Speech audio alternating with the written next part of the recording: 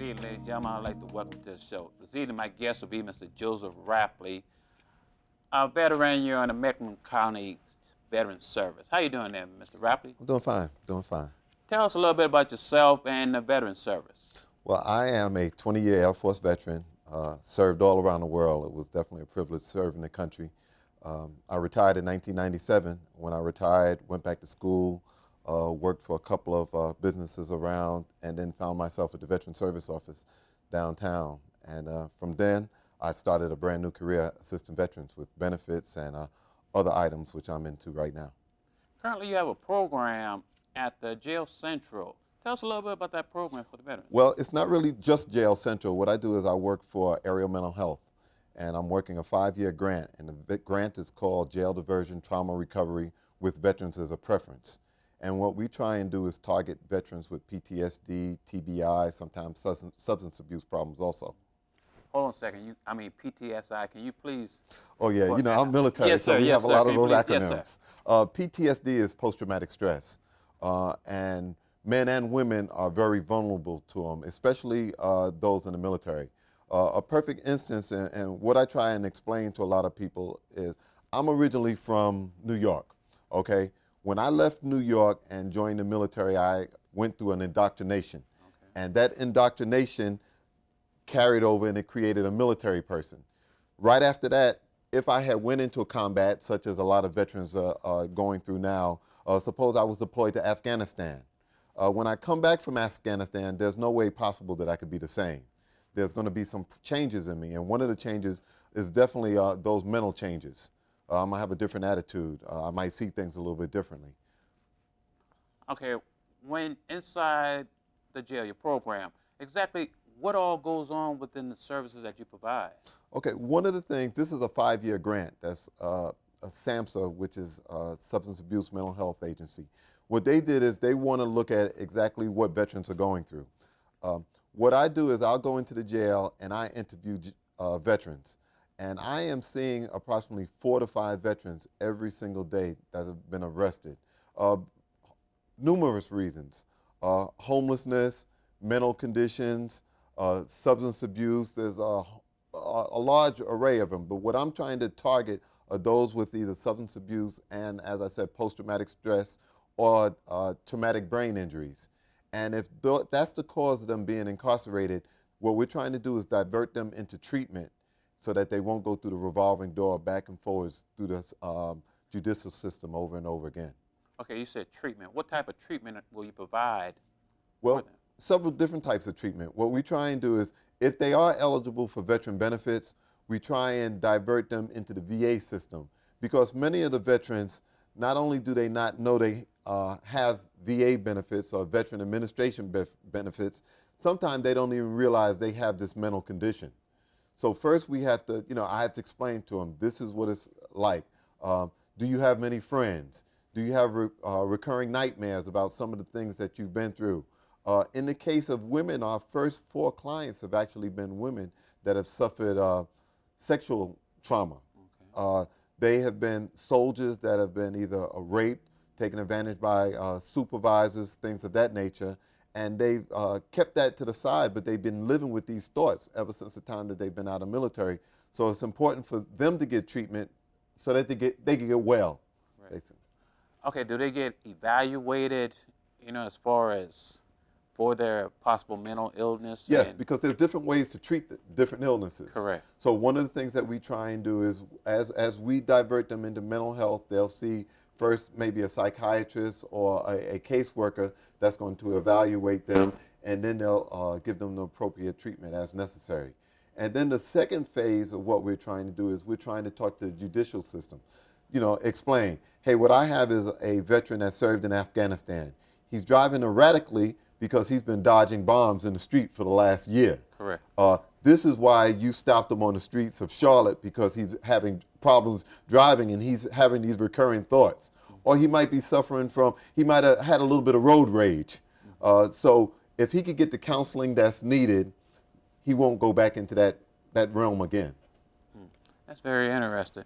Okay, how do they get into your program? Well, we have a list that comes out on a daily basis directly from the jail. The jail has been very instrumental in providing this information. What they had to do, because at first nobody knew exactly how many veterans were being arrested. Correct. One of the first questions that they have to ask is, have you been involved with the military, to include the Guard and the Reserves? So that's something that we've instituted in the jails, and now we have a listing that comes out on a daily basis, and it will identify all of those that say yes to that question. This is the first phase of our project. We've just had a training session also with all the providers in the area that would provide mental health treatment. They might provide housing, different entities, different resources that are available, and we've provided a training called Seeking Safety. And it's a counseling. Counseling for veterans that have, those reoccurring nightmares, or they suffer from the post-traumatic stress or TBI. They are now asking the same question: are you a veteran, to include the Guard and the Reserves? Because one of the things that we understood, or we see, veterans, they look at themselves differently. I could have a World War II veteran that saw his buddies damaged, killed, maimed during that war, but he doesn't consider himself a veteran because he came back home whole. Correct. So what we're trying to do is reach out to everyone. If you're involved with the military, to include the Guard and the Reserves, because sometimes they don't look at themselves as veterans unless they're actually called to duty. But as somebody in the Guard and the Reserve, even though you don't get called up to serve in the war, you might get called up to serve during Katrina. Okay. You might get called up to serve during 911. You're still a veteran. So still possible, if you were in that area, if you served during Katrina as a Guard, I'm sure they saw some things down there that they're living with today. They might be suffering with post-traumatic stress. So we're trying to reach everyone that might be suffering. Not just, it doesn't have to be wartime. We've seen veterans that, one particular instance, I know a veteran that had a car accident before he even went into the military. Okay. He was knocked unconscious and still went into the military. And from him being knocked unconscious, that's one of the biggest forms of traumatic brain injury, is just a routine car crash. It was never identified in the military, and he had behavior problems in the military. He had behavior problems after he got out of the military. He was arrested for stealing over $50. He was homeless, arrested for stealing over $50 worth of cigarettes, and he's doing 8 years in federal penitentiary right now. And he has a mental disorder which was never recognized. If we could got to him a year prior to that arrest, it might have been a person that we would have been able to help through the process that we're doing now. Okay, I know you mentioned that homelessness. Now, we have a lot of veterans that's out there in our community that's homeless. How do we get to them and explain to them that there is help available for them? Or do we have help? Yes, well, the VA is very instrumental in that because they have a homeless veterans program. A lot of the problem when we look at homelessness, there's two different areas. There's homeless that are actually living on the street. Then there's homeless that might be living with brothers, fathers, mothers, sisters, brothers. So it's important that if we have veterans that are out there homeless, understand that if you served during this, if you're a veteran and served, that there are agencies out there willing to help. There is a homeless veteran coordinator at Salisbury, as well as at the clinic in Charlotte, at the Charlotte Clinic on Harris Boulevard.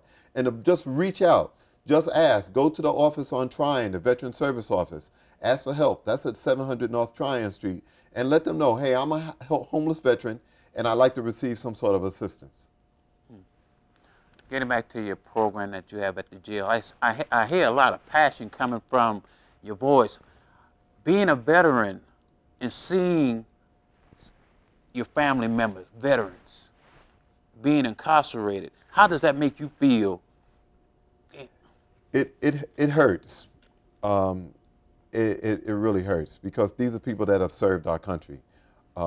They've given time, and regardless of their discharges, if they have served, I want to serve them. There's a saying in the military, no man left behind, correct. No man or woman left behind. We don't want to leave any of these veterans behind. It's a volunteer military. They volunteered their services to serve this country. And I personally, as well as a lot of other individuals, especially on my team, we feel it's our obligation to assist them and get them back on the mainstay.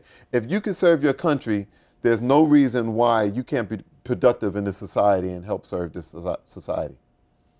And there is a lot of passion, and we do a lot of things, not just with our program. We were talking offline, and we were talking about the homeless veteran stand down, which we do in Mecklenburg County. We talk about the advocacy groups. There are a lot of things, there are a lot of different networks that, especially if you're a veteran and out there serving, there's no reason for you to just sit home on the couch. There's a lot of ways for you to get involved and help some of these individuals. How would they get involved? I mean, you know, get in contact with you. I mean, because I see you have a lot of that, you know, avenues. Well, one, Joseph D. Rapley. Google it. Look for it on the county website. The name of our program is called Operation Recovery. We have a website for that.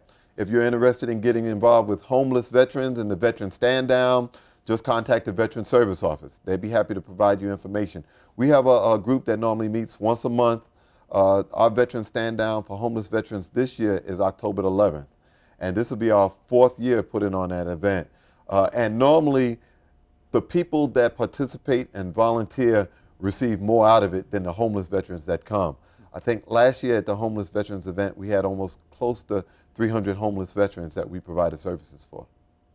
That's outstanding, because they're really out there wanting some help.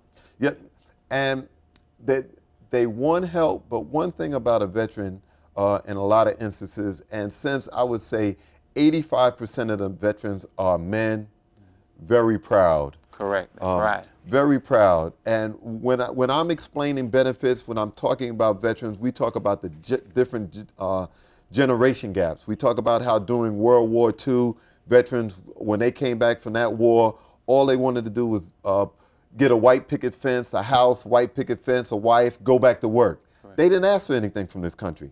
When we had the Vietnam veterans, when they came back, they were spit on, they were kicked to the curb, they were called all sorts of names, and the country didn't give them anything.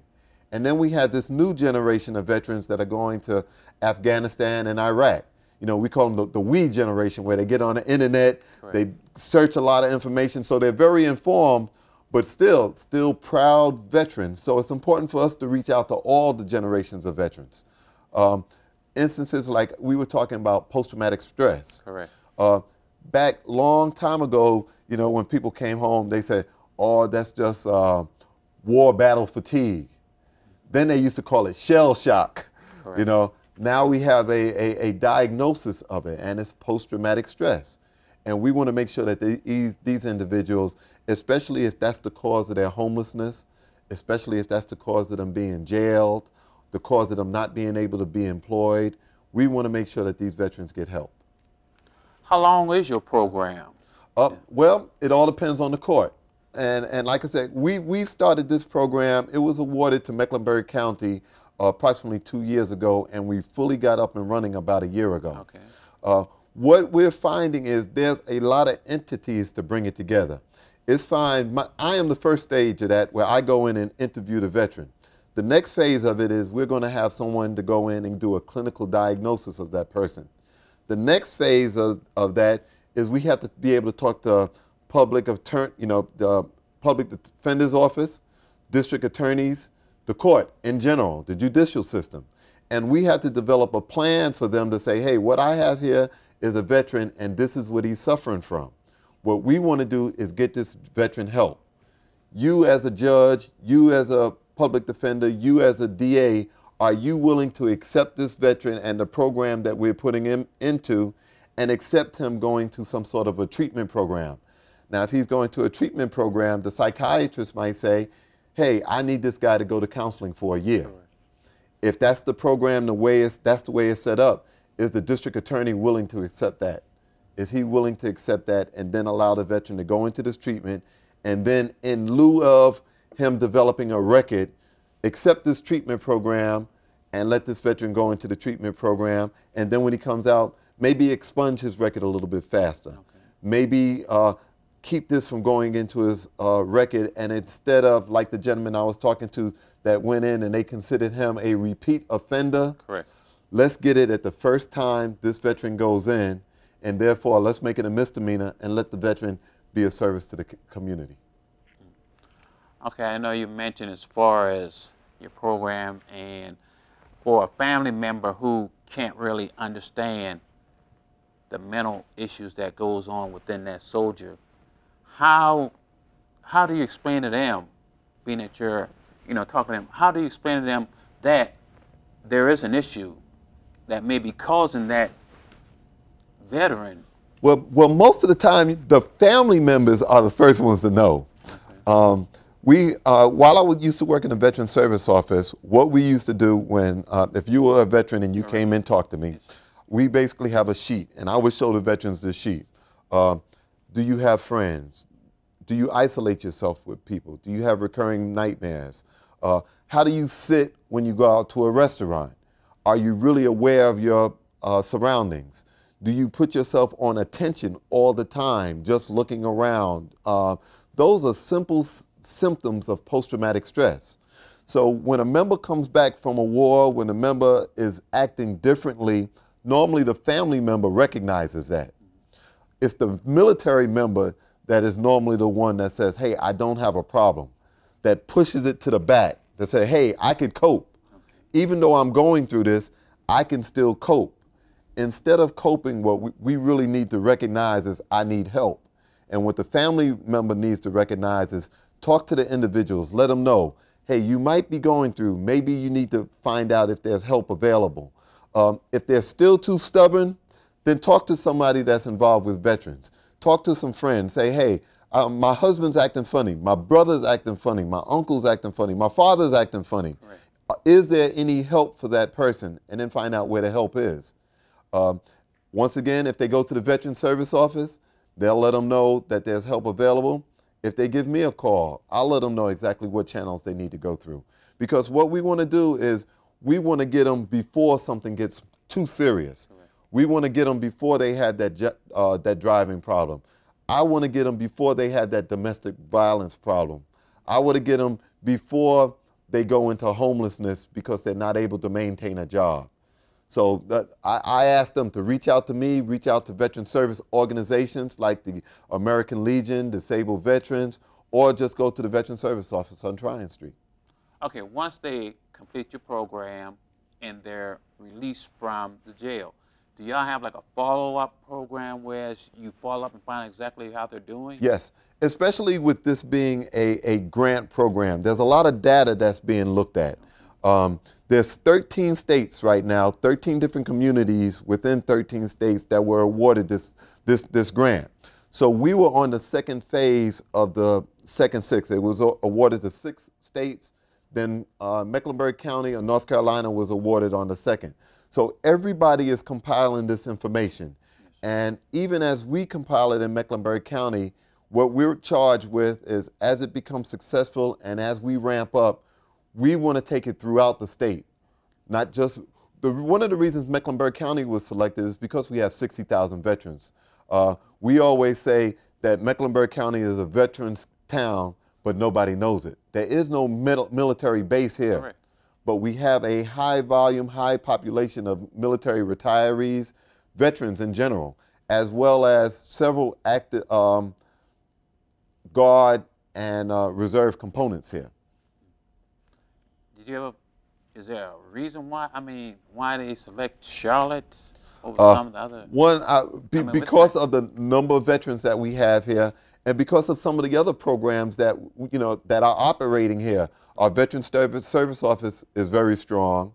We have a large network of providers that are very interested in serving veterans. And then we have a lot of different components that already reach out and touch veterans in this community. So it's kind of a natural fit here and bringing it together. It's just a matter of bringing all of these different elements together. I know there's a big issue of substance abuse. How much do you get that within your program, and how do you work with them? Well, when we think about substance abuse, and especially with veterans, easy for us to think about some of the problems that we experienced in Vietnam. Correct. Heroin, marijuana was running rampant. Veterans came home and they had those problems. We have soldiers now that are deployed, and because of the amount of deployments that they have problems staying awake. But they have to go. So they give our soldiers something to stay awake, something to go out on patrol and keep them awake. Then they come back and they can't go to sleep. And what they do is they give them something so they can go to sleep. Correct. Then you come here, come back to the States, and you're suffering from depression, or you're going through anxiety, or you're having these issues. You go to the pharmacy and they give you more drugs. And next thing you know, you're hooked on prescription drugs. Correct. So we're seeing a lot of problems now with prescription drugs and people addicted to prescription drugs, as well as, and it's known that once you become involved with those drugs, tend to lead to stronger drugs. And it's just a snowball effect. So we're trying, once again, we're trying to get them early, trying to identify this problem and keep us from getting into that issue there. At Jail Central, I know Sheriff Bailey, he's been on the show before. How much involvement does he get? I know he has a lot of programs inside the jail for everyone. How much involvement does he do?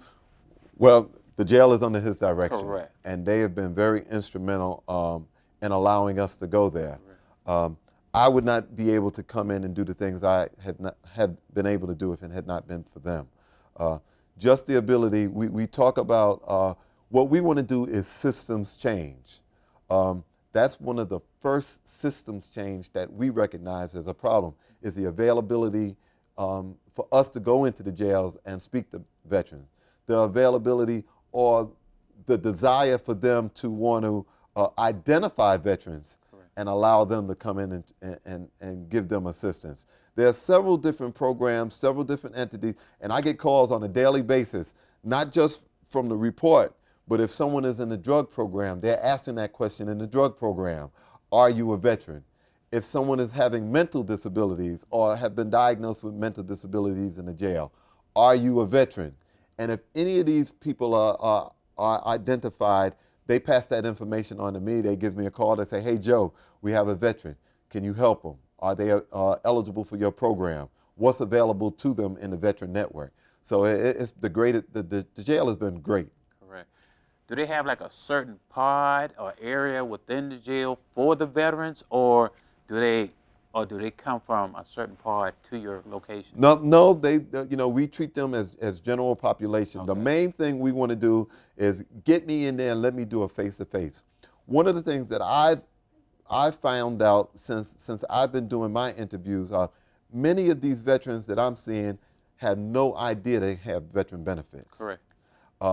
Some of them might have a discharge that has not allowed them, but I would say that is not the norm. Most of them are eligible for veteran benefits. They've just never been made aware of it. So it brings joy to me just knowing that, hey, I could go down and I could sit down, and when I tell a guy, do you know you have health care benefits for the rest of your life? Why aren't you taking advantage of them? Correct. No, they didn't know. So that's one of the processes. I mean, and right now with the cost of health care benefits, that's a big benefit. If I could get them directed into the VA system, that's going to take some of the burden off of the county system. It's going to keep them from going down to the behavioral health. It's going to keep them from out of our emergency rooms and racking up cost care. So it's a win-win for the county, Correct, as well as a win-win for the veteran involved. Where do you see your program at, I said, 5 years from now? Throughout North Carolina. And I say that because as the war is drawing down, we're going to see more and more veterans coming home. And if we could get these veterans when they come home, because they're not just coming back to North Carolina, they're coming back to Rock Hill, they're coming back to Fort Mill, they're coming back to Cabarrus, they're coming back all throughout North Carolina. And if we can assist them and let them know that programs like this operate throughout the county, throughout the state, it's going to be a big benefit for us. Is there some like employment type opportunities that's available for veterans, or where they can go at to? Lot of different agencies. I could say yes. Correct. There's employment opportunities, but that starts at just saying that I have a veteran preference. But now places like the Goodwill, they have a veterans program specifically for veterans to help you get computer skills, to help you write resumes, to do all sorts of things. CPCC Community College and UNCC have veteran programs there to assist veterans. So it's just a matter of a veteran reaching out and say, how do I get help? What help is available? As well as the county agencies. In the Veteran Service Office, there's a board available in that office, and it has job listings. As well as downstairs in that Hal Marshall building, there's assistance available down there also. So a veteran just has to seek out, and it's going to be given to them. Mr. Rapley, I like that. We're running short on time. I really appreciate you coming on, telling us about the veterans, the programs that you have, not only in the jails, but around in the community, because I think that's one of the most important things that we need to work on is educating the people in the community that there's services out there that wants to help us out. Sure is, and it's a pleasure, and like I said, this is not a handout, it's a hand up for all the veterans that are out there. Because they deserve it. Yes. I mean, because they did a lot for the country, and that's just giving back. Yes, it is. You know, audience, I'd like to thank you for coming on the show, and you know, Mr. Rapley, if you want to say one thing as far as yourself, what do you want to do as far as, what do you feel we need to do as far as better educating the community? Well, and it's not for myself. Correct. It is for these men and women that have served, and they served our country. And as I said before, they were volunteers. And first I'd ask, as other veterans in the county throughout the area, please, you know, there's several ways that they could help. And then as a community, as a whole, that's part of the reason that we have the freedoms that we do today. These veterans are not to be looked down upon, they're to be held up and to be assisted. And they'd feel better, and I think at the end of the day, you as an individual would feel better about yourself and helping them. Thank you, Mr. Rapley, for coming on the show, and anytime you want to come back, you're more than welcome. Thank you very much, Mr. Brown. Audience, thank you for watching the show. Until we meet again, be encouraged. Thank you.